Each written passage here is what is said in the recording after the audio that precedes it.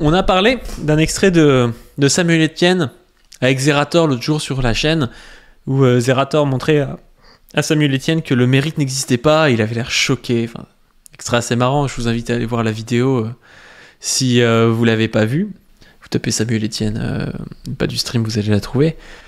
Et là aujourd'hui, il se trouve que Samuel Etienne a changé d'avis. Alors je sais pas si c'est grâce à Zerator, mais pendant le live avec Zerator, déjà, il me disait « Ah ouais, tu me fais voir d'autres choses » et je commence à changer d'avis. Mais aujourd'hui, il a carrément changé d'avis. Et c'est une vidéo qui est sortie sur la chaîne à gauche. Et on va voir du coup le nouvel avis de Samuel Etienne sur le mérite et la méritocratie. Pour aller dans le sens de Zora, c'est pas mon avantage, mais j'en ai conscience. Moi, je suis issu d'un milieu favorisé. Alors mes parents n'avaient pas fait d'études du tout.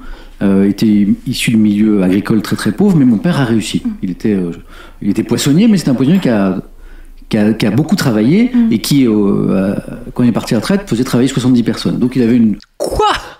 Putain, il a fait du sale, le mec. Hein. Il a fait du sale de ouf. Hein. Donc voilà, son père était du coup, il faisait travailler des gens, il était au moins petit bourgeois. Quoi. Ok. Il avait ses moyens de production... Je pense qu'il travaillait dedans aussi pas mal, mais il faisait travailler des gens. Jolie PME, comme on dit. Et des belles truites. Et des belles truites.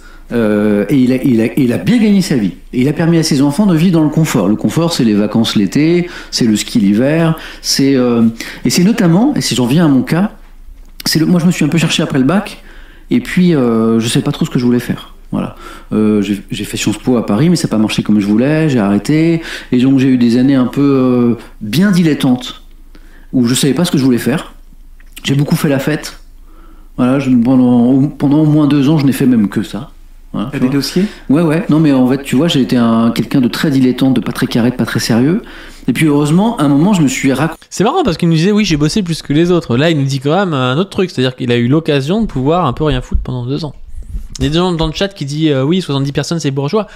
Oui, mais c'est un peu différent. S'il avait toujours eu 70 personnes, on dirait bourgeois. Si le mec est vraiment parti de rien, et qu'il est arrivé avec 70 employés, même si à la fin c'est un bourgeois, il a tout un passage d'accumulation de capital où il a été petit bourgeois. Enfin, je pense que c'est le genre de bourgeois qui a peut-être un état d'esprit de petit bourgeois. C'est-à-dire cette impression que le travail paye et qu'on doit travailler pour mériter les choses, quoi. Mais oui, si le gars avait 70 personnes pendant que Samuel Etienne faisait ses études, c'était un bourgeois à l'époque, quoi. Raccroché à un rêve d'enfant qui était de devenir journaliste. Je me suis raccroché à ce rêve et c'est ce rêve qui m'a sorti de là où j'étais, c'est-à-dire pas bien loin en fait. Et donc je me suis accroché, je me suis mis à bosser beaucoup et je suis arrivé là où je suis. Mais ce que je veux dire, c'est que si j'étais pas issu d'un milieu favorisé, comme je l'étais, avec des parents qui avaient de l'argent et qui pouvaient soutenir, sinon supporter leur fils aîné qui était parti un petit peu en sucette et qui en gros branlait rien, voilà. Et donc à un moment lui payer quand même une école pour qu'il se sorte de là où il était. Tu serais pas là où tu es. C'est ouf comment ça a changé. Au début, c'était je me suis fait tout seul, j'ai pu travailler. Et maintenant, il dit ouais, je branlais rien et mes parents m'ont soutenu. Je serais pas là où je suis. Je serais pas là. Impossible. Et ça s'appelle la reproduction sociale. Et je peux en parler parce que moi, à l'inverse de Zora, j'ai vécu l'autre truc. Où moi, justement. La reproduction sociale, non mais le mec, il est passé de type matrixé par la méritocratie à bourdieusien vénère. Je suis sorti du nulle part où j'étais. Parce que mes parents pouvaient me le payer en fait. Alors après, je me suis fait tout seul, j'ai énormément travaillé, donc je me suis et je pense que si j'ai je me suis fait tout seul. Papa a financé 5 fois mes entreprises qui ont fait faillite, mais je me suis fait tout seul. Aussi travaillé autant après, c'était pour me rattraper de ça, parce que à un moment j'ai compris le syndrome de l'imposteur. Ouais. Parce qu'en fait je me suis dit il y a plein de jeunes, plein d'enfants qui n'ont pas eu cette chance. Ce premier pas là, qui fait ce premier... Et qui ne peuvent pas être soutenus par tout un système qui est l'éducation, l'argent. Tu peux pas monter à Paris, des fois on entend des artistes qui disent je suis monté à Paris, je me dis moi je me souviens quand je suis montée à Paris, je suis rentrée stagiaire à France 24, première fiche de paye c'était 400 €, mon loyer il était à 600, j'ai démarré la vie à découvert, tu vois, et je me suis dit... Et moi non. Et moi j'ai pu prendre plein de risques. Tiens, encore autre chose. Ben oui, non, mais c'est pareil, ces histoires de prise de risque avec de l'argent, ça nécessite d'avoir de l'argent et de pouvoir les prendre, ces risques. La plupart des gens ne peuvent pas les prendre, ces risques, parce qu'ils n'ont pas de soutien. C'est pas seulement au moment alors au moment où je me suis mis à bosser, puis à bosser dans les rédacs et tout. Mais en fait, au début de ma vie professionnelle, j'ai pu prendre plein de risques professionnels, c'est-à-dire démissionner de trucs, quitter les CDI pour aller tenter des nouvelles aventures. Ouais. Pourquoi ? Parce que j'avais T'as un filet. T'as un parachute. J'avais un filet non-stop. Je savais que je pouvais prendre des risques. Si je me crachais, si je faisais un mauvais choix, j'en ai jamais fait de mauvais choix.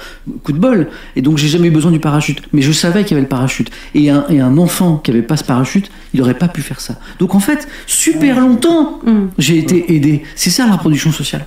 Mais tu vois, juste après, comme ça, on déprime pas les gens. Moi, je suis super contente qu'on ait eu cette discussion parce que maintenant, on bosse ensemble. Ouais, et ça prouve que, tu vois, on peut réussir, quel que soit parachute, pas parachute.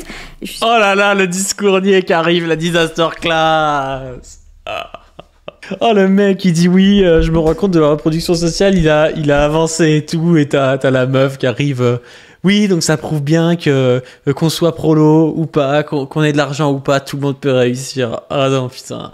En mode centre-gauche à la con, là. Je suis super contente que ce soit mon binôme, tu vois. Parce que, moi aussi. On se retrouve à la fin, finalement. Oui, mais t'as plus de mérite que moi. D'être arrivé au même endroit. C'est une belle histoire. T'as plus de mérite que moi. Non, mais c'est n'importe quoi. Il s'est fait matrixer par Zerator. Hein. Zerator, il arrive à retourner des gens. C'est ouf, quand même, comme truc.